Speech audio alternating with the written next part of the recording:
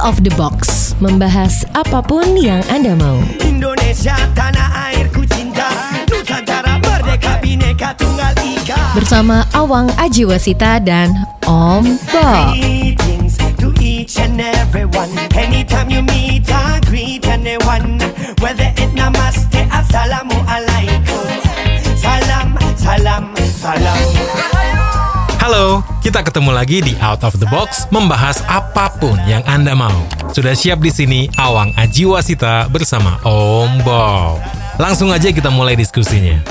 Om Bob, baru-baru ini ada kejadian seorang vaksinator menyuntikkan vaksin kosong ke seorang peserta vaksinasi di sebuah sekolah di Jakarta Utara.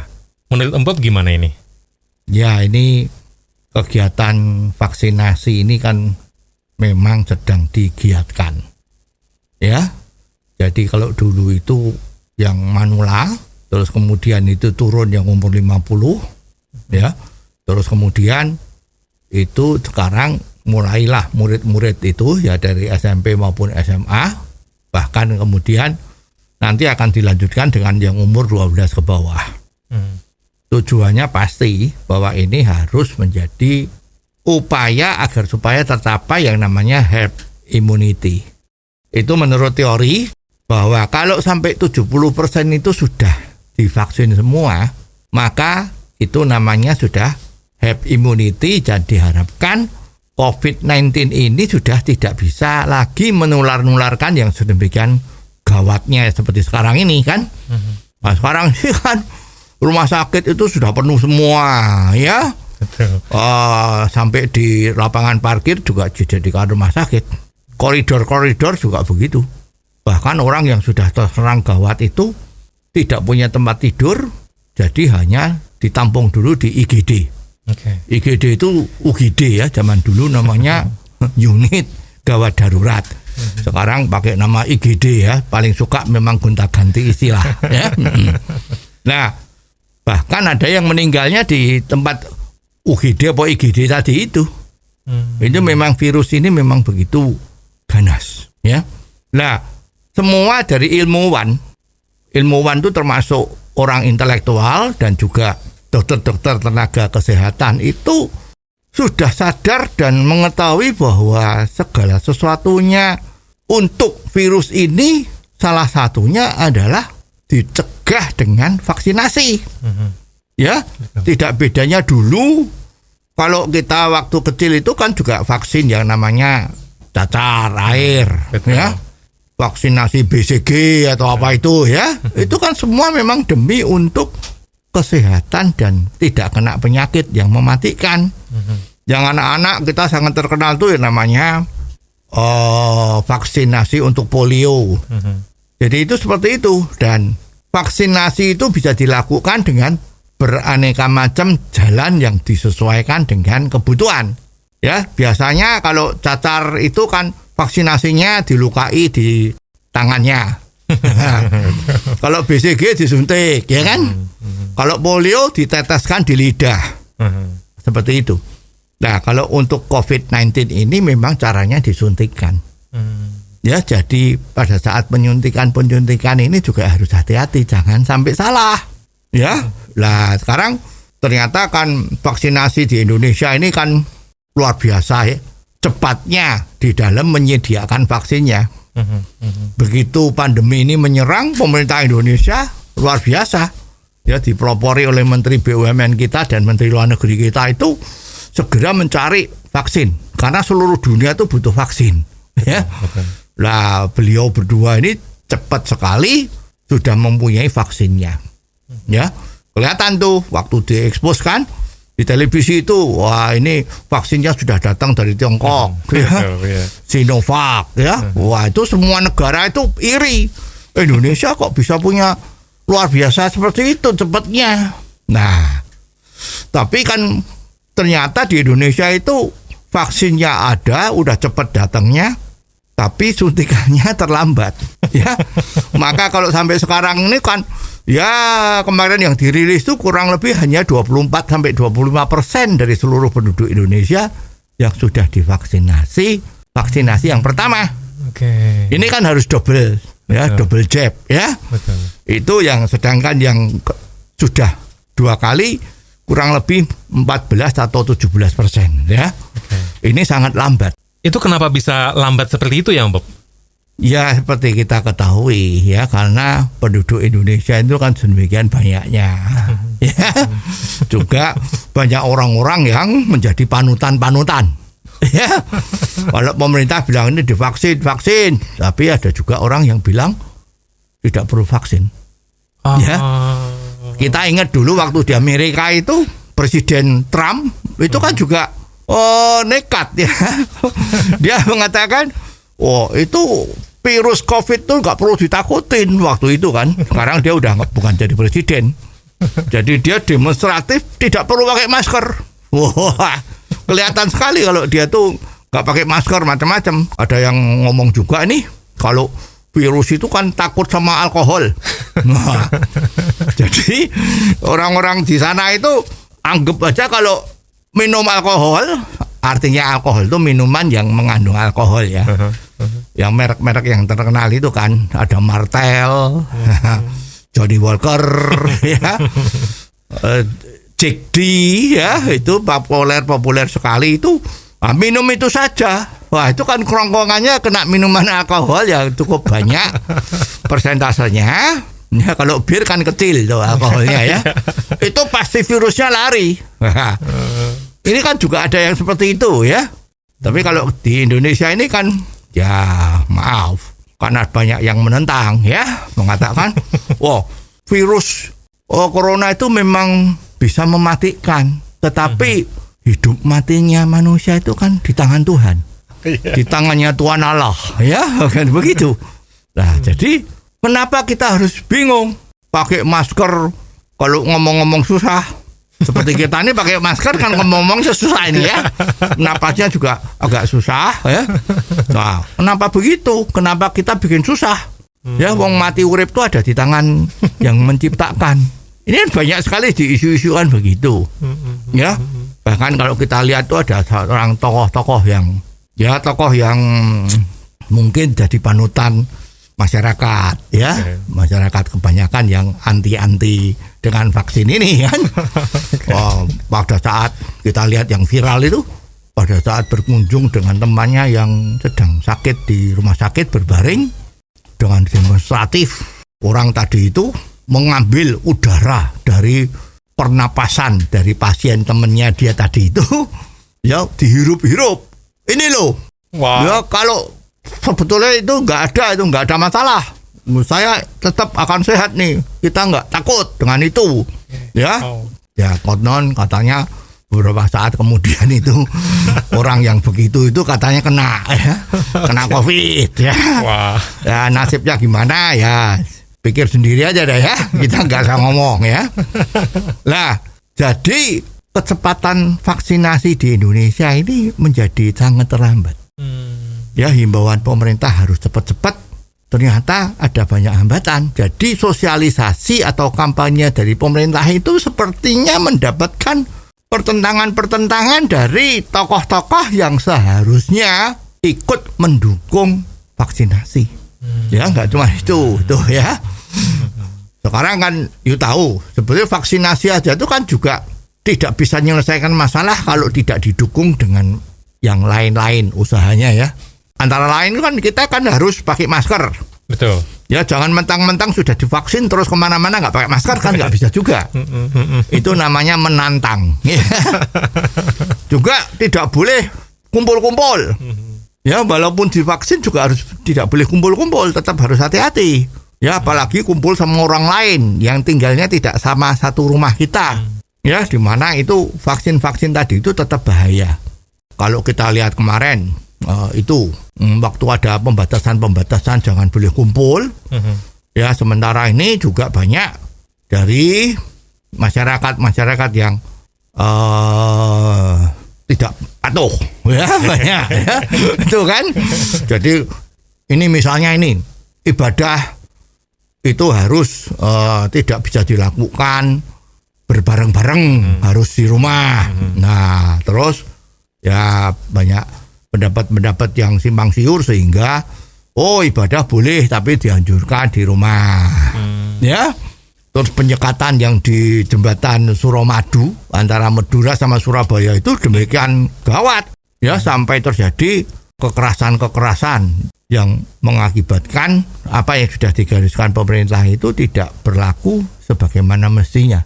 Jadi kasusnya Indonesia itu yang dulu sudah mulai melandai gara-gara liburan Lebaran kemarin, gara-gara yang lain-lain, ya itu naik lagi. Sampai sekarang di Indonesia itu kasusnya akan menjadi nomor 2 di dunia. Ini yang sangat membahayakan. Oleh sebab itu, pemerintah mencanangkan sehari 1 juta orang harus sudah divaksin. Kalau yang divaksin 200 juta perlu 200 hari. Iya betul. Maka belakangan itu sekarang vaksin harus sehari 3 juta supaya lebih cepat. Dan belakangan kita dengar lagi targetnya sehari 5 juta orang. Wow. Kalau ini bisa tercapai ya bagus. Ya, tapi kembali tapi ini pelaksanaannya bagaimana? Kalau kemarin terjadi ada orang yang disuntik ternyata hanya dimasukkan jarumnya saja. Ya, tidak ada vaksinnya yang masuk di dalam tubuh. Bohong-bohongan itu kan repot. Ya. Nah, ini kan bahaya ini, ya. Jadi kalau vaksinnya ada, tenaganya ada, tetapi pelaksanaannya tidak beres, ya tetap bahaya. Ya, memang salah satu alasan kemarin pemerintah itu mengatakan bahwa ini tidak cepat karena tenaga vaksinasinya, jadi vaksinator kan, itu kurang. Nah, sehingga kemarin itu membuka volunteer, ya, relawan. Relawan siapa yang mau menjadi vaksinator? Ada yang banyak terpanggil hatinya untuk membantu sesama. Wah, ya kan? Betul. Nah, tapi mau apa dikata, ternyata ini ada satu ini yang ketahuan ya waktu di Jakarta kemarin itu, ya, bahwa dia menyuntiknya itu kok sepertinya kok agak aneh gitu ya, tidak seperti yang wajar gitu ya.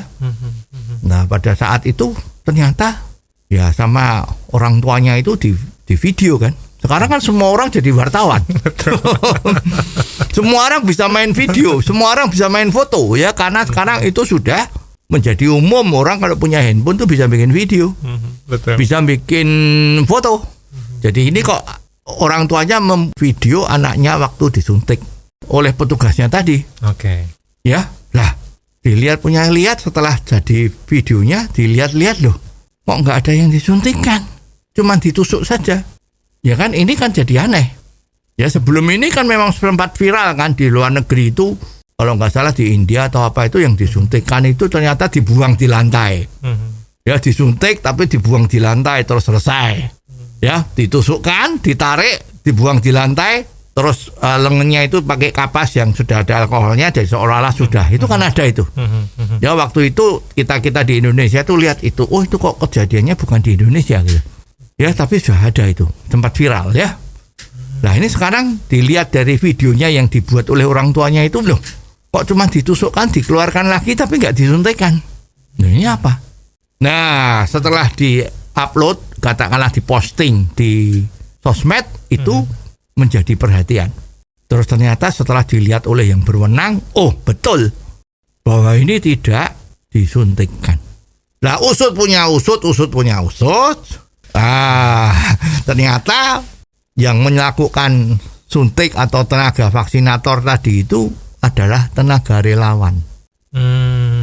Waduh, kalau demikian istilah yang paling populer, yang paling suka dipakai oleh para pekerja-pekerja atau orang yang bertugas itu kan paling suka ngomong, wah kita kecolongan. Gitu? Ada tenaga relawan yang dipikir bisa bantu kita, malah mencelakakan kita. Kecolongan tadi itu. Ya, lah setelah diinvestigasi ternyata yang melakukan suntikan palsu tadi itu seorang wanita. Ya, umurnya kira-kira setengah baya lah ya. Oke, udah dewasa. Kalau lihat dari appearance-nya itu, ya mestinya orang ini cukup soleh lah ya. Jadi pada saat ditanya, loh kenapa kok kamu melakukan itu? Nah dia mengatakan saya terlalu capek. Dia kan ditanyai maksudnya apa? Wah dijawab dengan menangis ya, diplomasi air mata. Ya kan? Kelihatan sambil menangis, maaf, saya minta maaf. Ya karena saya terlalu capek sehingga tidak konsen gitu ya. Nah sekarang juga menjadi pertanyaan, berapa orang yang sudah disuntik dengan gaya seperti itu? Ya, ini program pemerintah menjadi amburadul. Wait, Om Bob, kok alasannya capek ya?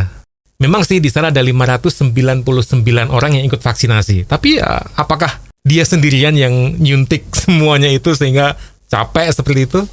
Iya, sebetulnya kalau lihat postur tubuhnya itu ya mestinya kuat.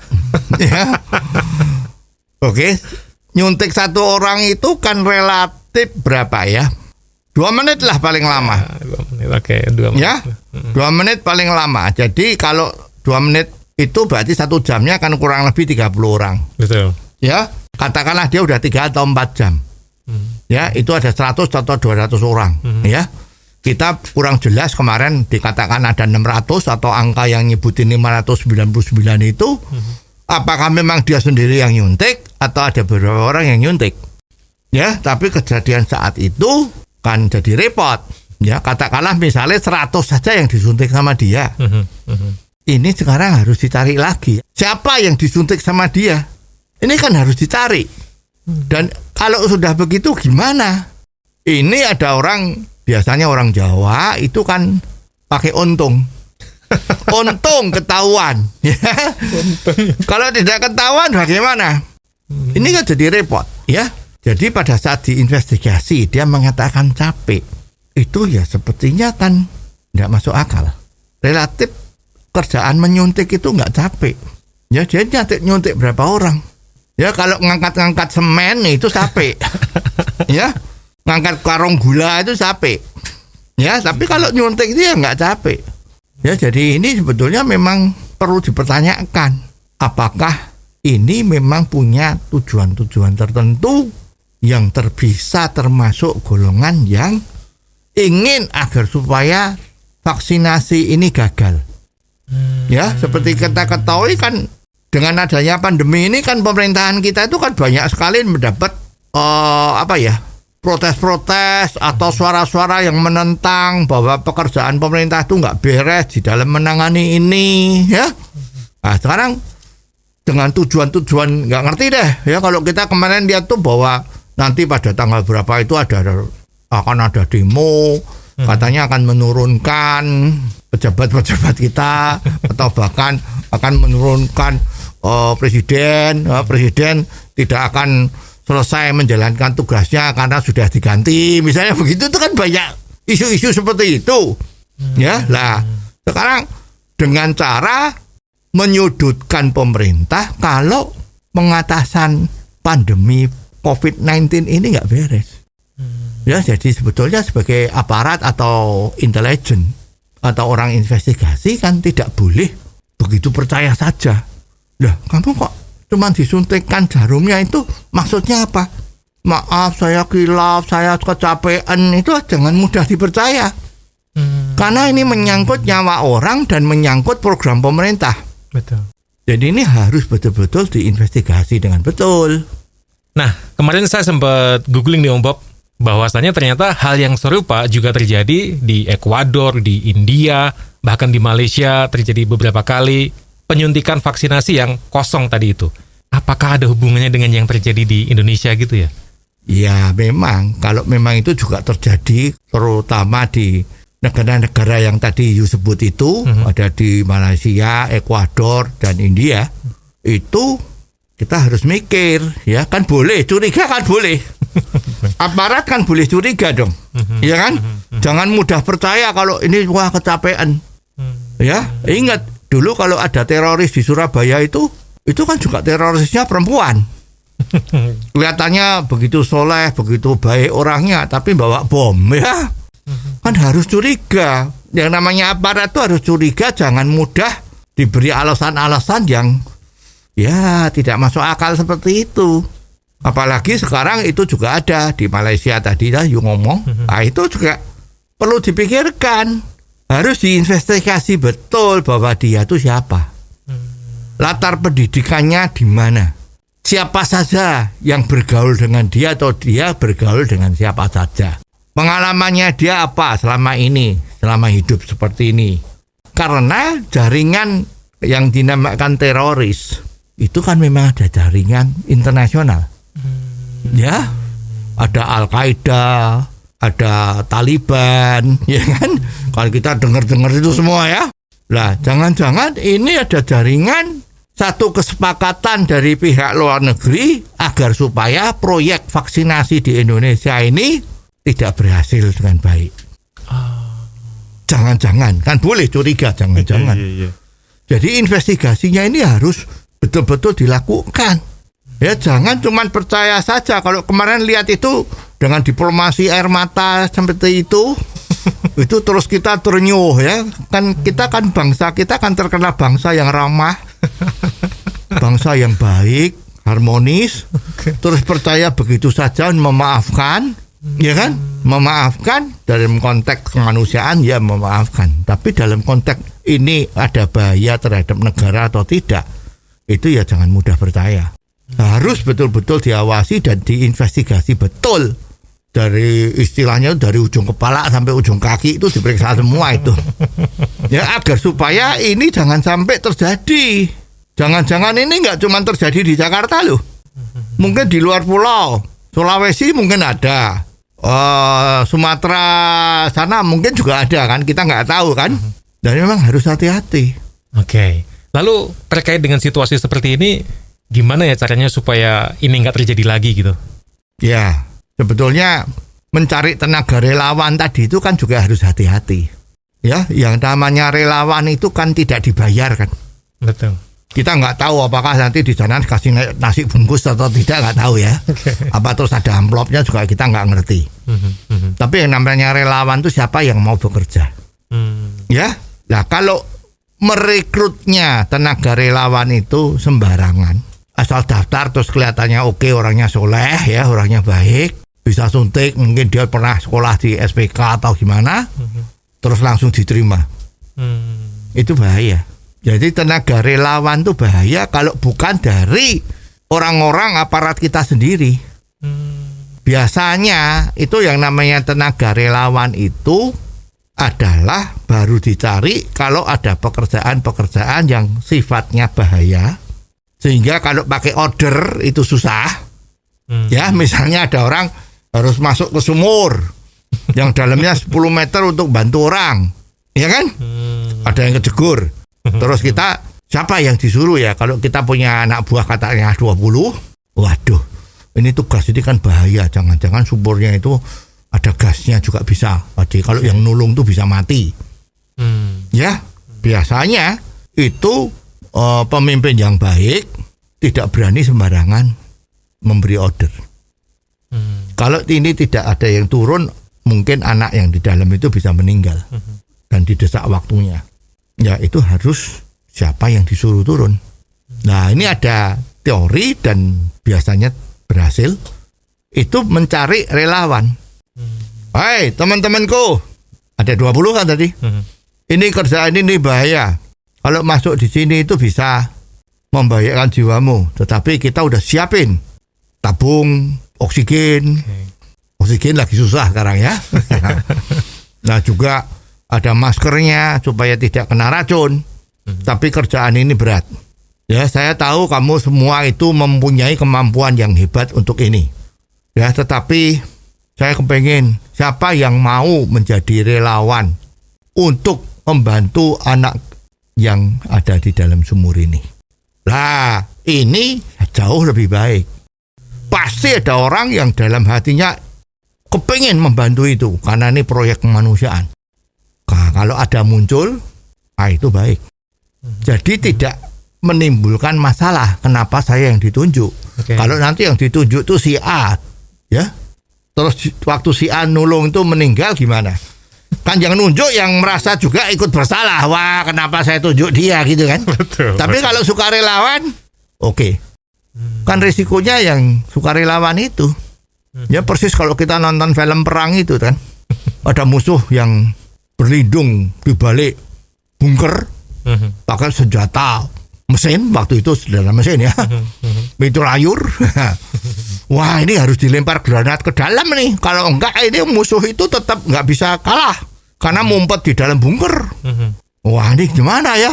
Lah itu biasanya ya komandannya terus, ayo para anak buahku misalnya gitu kan, atau namanya teman-teman seperjuangan. Wah, bagaimana ini bunker tuh harus dilempar granat supaya musuhnya mati dan orang-orang kita selamat sesuai dengan jadwal, kita bisa merebut wilayah itu. Nah, biasanya karena mentalnya tuh semua prajurit itu bagus, mesti ada yang maju. Baik, saya yang maju. Nah, tinggal komandannya lihat kalau emang dia bisa lari, pinter, ya boleh. Tapi oke, saya mau maju, tetapi dia nggak bisa, kemampuannya lari aja pelan atau nggak bisa jongkok, ya mau mumpet-mumpet tuh nggak bisa ya kan, nggak sama dia nggak boleh. Nah demikian juga sebetulnya itu tenaga vaksinator itu apa perlu cari relawan?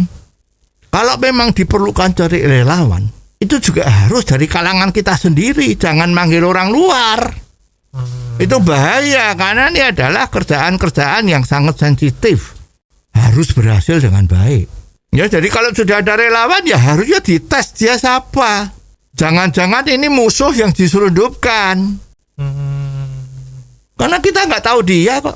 Tapi kalau relawan yang tadi kita dibicarain, ada satu kompi tentara yang dipimpin satu komandan, ya dia kan yakin ini orang kita, nggak mungkin nipu-nipu. Nah ini kak orang luar, nggak tahu siapa dia, dikasih posisi yang bisa membahayakan ini. Nah, dari kejadian ini dan diskusi kita ini, kalau misalnya kita rangkum jadi satu kata atau satu istilah yang pendek, itu apa ya Om Bob? Ya, sebetulnya kejadian ada orang yang menyuntikkan dengan palsu, jadi jarumnya dimasukin dan dikeluarin kembali, itu sebetulnya menambah kewaspadaan kita bahwa pekerjaan-pekerjaan yang seperti ini harus dianggap serius. Ya, jangan dianggap enteng. Ya, jadi harus ditangani dengan baik. Tenaga relawan memang diperlukan, boleh, kalau memang sudah tidak bisa diatasi dengan tenaga kerja kita yang ada. Itu yang harus menjadi perhatian. Dan kalau ada relawan yang masuk, itu pun harus diperiksa dengan betul. Siapa dia, kemampuannya apa, pengalamannya apa, backgroundnya apa. Itu harus dilihat semua, baru bisa dijadikan relawan. Nah, setelah ada relawan-relawan itu juga harus ada supervisor. Ya, supervisor untuk mengawasi mereka kerjanya bagaimana. Ya, kalau kita lihat sekarang ini kan, sorry ya, maaf, itu kan banyak sekali yang kerjanya itu nggak ada pengawasnya. Kan harus ada pengawasnya yang keliling-keliling lihat tuh. Nyuntiknya benar atau tidak, ini begini atau tidak, agar supaya proyek ini jangan sampai gagal. Sekarang ada satu yang berbuat seperti itu dengan alasan capek, dan kita nggak ngerti berapa ratus orang yang sudah disuntik sama dia. Kita carinya gimana? Ini kan pekerjaan yang mubazir. Ya seharusnya selesai menjadi tidak selesai, malah menjadikan masalah. Ya jadi hati-hati. Ya pekerjaan-pekerjaan seperti ini harus dipikir secara betul, seharusnya menjadi titik mula dari semua aparat. Kalau melakukan sesuatu harus betul-betul lebih waspada. Nah Om Bob, kalau kita melihat situasi sekarang ini, program vaksinasi pemerintah yang sedang digalakan ini apakah akan mencapai target ya? Ya, kalau kita lihat belakangan ini memang banyak instansi-instansi atau lembaga-lembaga yang sepertinya mengadakan vaksinasi massal. Banyak itu, kita juga tahu ya. Jadi semua itu seolah-olah terlibat untuk mensukseskan vaksinasi yang massal ini. Gitu. Ya. Dalam pelaksanaannya ini memang harus perlu hati-hati. Ya, jangan sampai vaksinasi ini malah menimbulkan kerumunan. Kalau sudah menimbulkan kerumunan, orang-orang yang belum divaksin itu kan bisa ketularan. Ya, apalagi orang kalau sudah divaksin, setelah divaksin itu kan harus istirahat dulu ya, nggak boleh melakukan kegiatan-kegiatan yang capek-capek atau jangan sampai deket-deket sama orang OTG kan. Nah, sekarang kalau melihat seperti ini ya perlu tetap, walaupun sudah digalakkan harus tetap hati-hati, karena kemarin kejadiannya di Medan. Di Medan itu ada vaksinasi yang massal ya, yang dilakukan di GOR, gedung olahraga. Vaksinasinya dimulai pagi sampai sore, ada target berapa ribu orang jatahnya. Ya, tetapi GOR itu kan luas sekali dalamnya, banyak tempat duduknya. Betul. Tapi ternyata petugasnya yang datang itu sepertinya kurang pagi. Jadi pintu GOR itu belum dibuka. Sampai jam 8 atau jam setengah 9 itu belum dibuka. Orang yang pengen vaksin tuh sekarang kan banyak, karena pandemi ini kan berita Indonesia yang meninggal berapa, yang kena berapa itu kan relatif sehari itu di atas 40.000 ya, kurang lebih seperti itu. Yang meninggal itu ribuan ya. Jadi orang kan makin takut ini ya. Wah, ini betul-betul ini pandemi ini betul-betul virus itu maut. Ya. Kalau kemarin masih banyak yang memengaruhi barang, wah mati hidup tuh di tangannya Tuhan Allah gitu kan. Nah, ini sekarang udah kenyataan nih, bahaya. Rasanya semua orang tuh sekarang kepengen divaksin semua. Ya, apalagi sekarang keluar peraturan-peraturan yang ikut membantu agar orang mau divaksin. Bagus ini. Sekarang mau naik kereta api harus sudah divaksin. Betul. Mau naik busway di Jakarta harus sudah divaksin. Mau masuk mall harus divaksin. Kalau nggak boleh. Ini kan membantu orang supaya cepat-cepat vaksin. Ya, karena dia kalau belum divaksin nggak bisa ke mall, nggak bisa naik bis, macam-macam gimana. Ide-ide dari pemerintah ini kan memang betul ya. Jangan malah ada pejabat lain yang mengatakan kalau masuk mall itu pakai apa yang sudah divaksin syaratnya itu tidak fair. Loh, ini pejabat kok tidak mendukung politiknya dari pemerintah pusat. Ini juga perlu dipertanyakan. Kenapa seperti ini? Yang namanya pemerintah itu kan harus satu suara. Sekarang ada yang harus seperti ini dan semua nganggap ini betul, karena ini semangatnya adalah memaksa orang untuk cepat-cepat vaksinasi supaya herd immunity itu tercapai. Ini ada pejabat lain yang mengatakan itu tidak fair, saya tidak setuju. Lah ini piye? Ya kalau tidak setuju ya itu dibicarakan intern aja, jangan dipublikasi. Ini kan jadi orang jadi bingung. Ya, nanti kaum oposan bisa teriak-teriak, ini sepertinya ada yang dukung ya kan. Nah, sekarang kembali ke tadi GOR tadi itu. Ini orang lapangan yang seharusnya kerjanya yang lebih baik. Mestinya kalau sudah ditentukan GOR, misalnya hari Minggu atau hari Sabtu itu. Nah, tapi ini ada lagi-lagi nih. Katanya pegawai negeri kan jam kerjanya begitu kan. Ya, kalau Sabtu atau Minggu kan hari libur. Ini kan saya mau kerja aja udah terima kasih harusnya ya.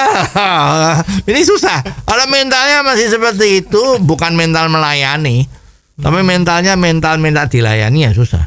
Saya jadi ingat ini, ada satu yang mau mengadakan vaksinasi, mengkoordinir orang-orang, ya kan?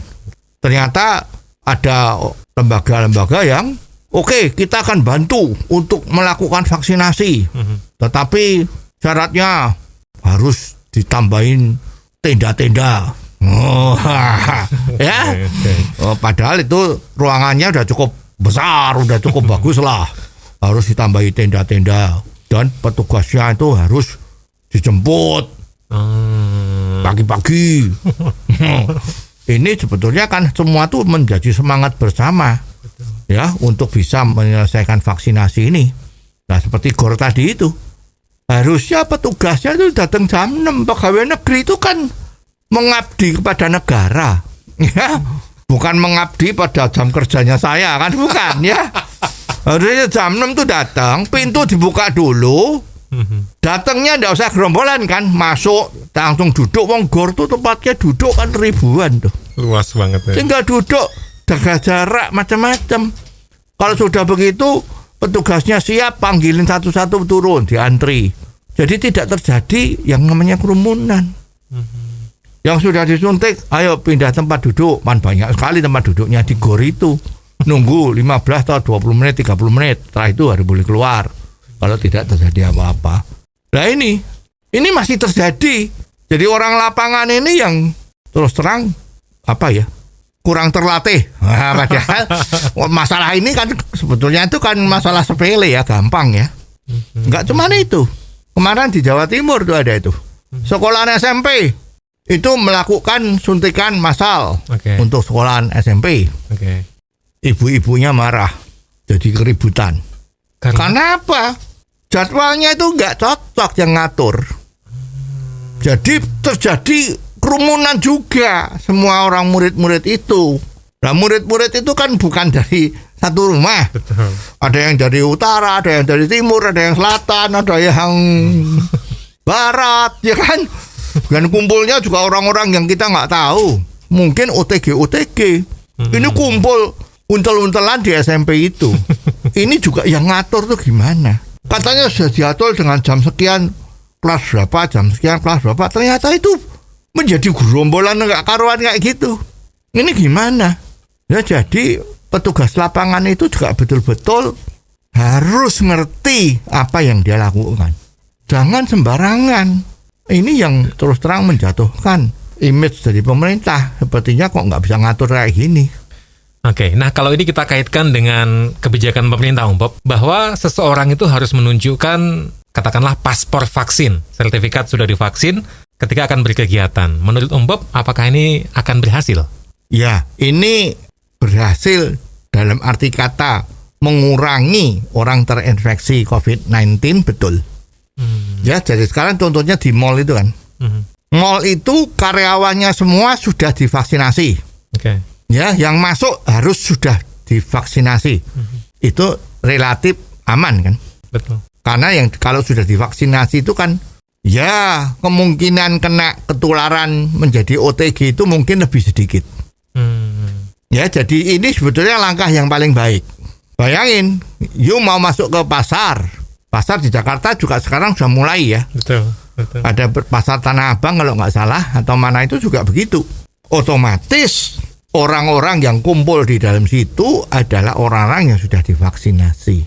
Ya, sekarang kita lihat juga itu. Tentara Amerika sekarang sudah pengeluaran aturan. Semua tentara Amerika sudah harus divaksinasi semua.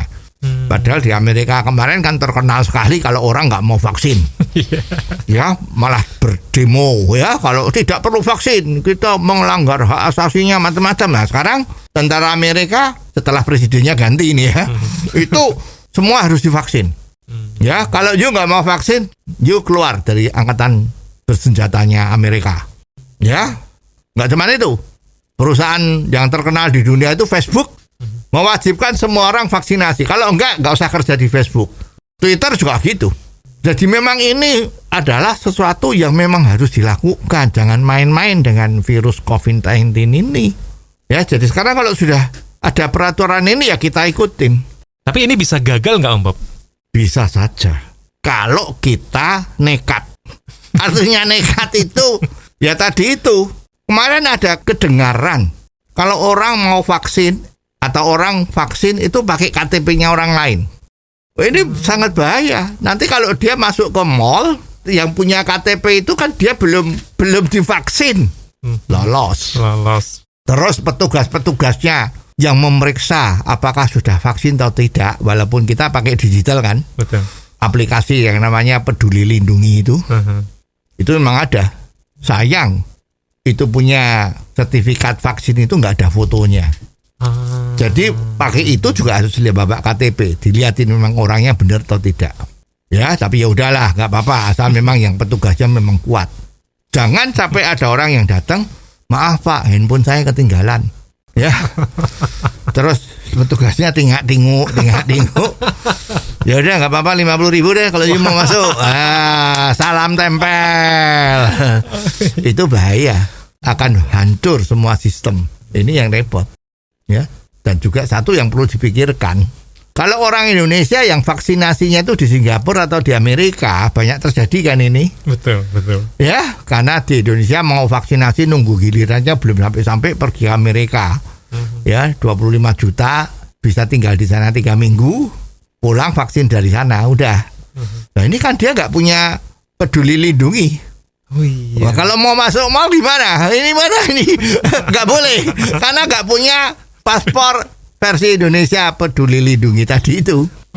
Ini kan juga perlu ditarikkan jalan keluarnya. Ya kan, apakah sertifikat vaksin dari luar negeri itu berlaku atau tidak? Ya ini kalau petugasnya itu ketat dan mempunyai wawasan yang benar, ya mestinya bisa masuk. Jangan yuk punya sikap pokoknya. Pokoknya kalau nggak peduli lindungi nggak boleh. Jangan. Ya jadi yang paling bahaya seperti itu. Jadi petugasnya itu juga harus integritasnya ada. Ya jangan integritasnya itu lembaran merah atau biru. Salam tempel. Itu paling bahaya. Oke Om Bob, kali ini kalau kita menyebutkan satu aja yang paling penting dari semuanya ini untuk mempercepat semuanya supaya segera pulih, apa ya? Yang namanya mempercepat itu kan makin banyak orang yang divaksin, itu yang namanya paling cepat toh. Kamu sistemnya apa-apa tetapi kalah banyak sama yang divaksin, itu ya namanya kan nggak bagus. Jadi yang paling penting adalah jangan ada pembatasan. Siapa yang boleh divaksin, siapa yang tidak boleh divaksin. Kalau Jakarta bilang kamu kalau KTP Tangerang nggak boleh. Kalau di Semarang maaf, kamu yang Salatiga nggak boleh. Di Surabaya kalau kamu Sidoarjo nggak boleh karena ini hanya untuk Surabaya. Yang di Jogja maaf, orang Klaten nggak boleh. Yang di Bogor maaf, orang Tangerang juga nggak boleh, misalnya begitu. Itu jangan lagi ada pembatasan-pembatasan, apalagi pembatasan-pembatasan ini hanya untuk kelurahan si A, yang lain nggak boleh. Itu nggak bisa. Jadi yang paling penting itu siapapun boleh suntik, dimanapun, asal dia punya KTP suntik. Jangan lagi milah-milah, jangan lagi macam-macam. Siapa yang datang suntik, udah. Jadi jangan lagi di pembatasan-pembatasan tadi. Nanti ada pembatasan kemarin ini hanya untuk laki, ini hanya untuk perempuan, ini hanya untuk identitas yang lain. Nah itu susah. Siapapun dibebaskan. Dan petugas kalau menolak orang untuk minta vaksin tidak divaksin, petugas itu harus dipidana. Nah itu mesti takut, mesti boleh. Nah sekarang kan masih terjadi itu. Wah itu ada vaksinasi tetapi hanya untuk siapa? Ini nggak boleh. Kalau namanya mempercepat tuh siapapun boleh. Ini intinya. Ya semoga nanti ini vaksinasi yang dilakukan oleh pemerintah ini bisa selesai. Ya. Terus kalau yang bayar gimana Om Bob? Ya dulu yang waktu ngomong itu kan vaksinasi mandiri. Betul. Ya turis juga boleh. Yang penting sudah selesai vaksinasinya, bayar ya boleh, tidak apa-apa. Pemerintah nggak rugi, rakyat juga nggak rugi. Ya jadi 2 jalur, 1 jalur berbayar itu boleh, vaksin yang gratis juga boleh. Mana yang masuk lebih dahulu, mana yang cepat itu yang harus menjadi tujuan. Jangan terus kalau membayar tuh seolah-olah dibeda-bedakan, yang punya uang menjadi divaksinasi lebih cepat. Ya bukan masalahnya di situ. Ini kan proyek harus cepat-cepat. 70% dari penduduk itu harus bisa divaksin. Ya tidak bisa lagi pemikirannya menjadi cupet seperti itu. Ini nggak adil. Kalau sudah darurat ini ya seperti ini. Darurat harus siapapun boleh. Gratis boleh, bayar juga boleh. Jangan ada yang tidak boleh. Semua boleh. Nah ini proyek vaksinasi ini akan tercapai sesuai dengan target waktunya.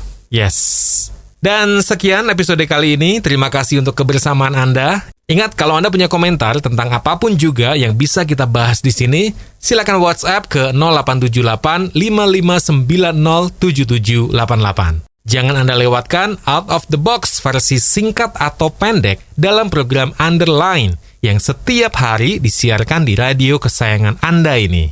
Ikuti juga YouTube channel Om Bob Indonesia. Sampai ketemu di episode selanjutnya di Out of the Box, membahas apapun yang Anda mau. Awang Ajiwasita bersama Om Bob. Out of the Box, membahas apapun yang Anda mau.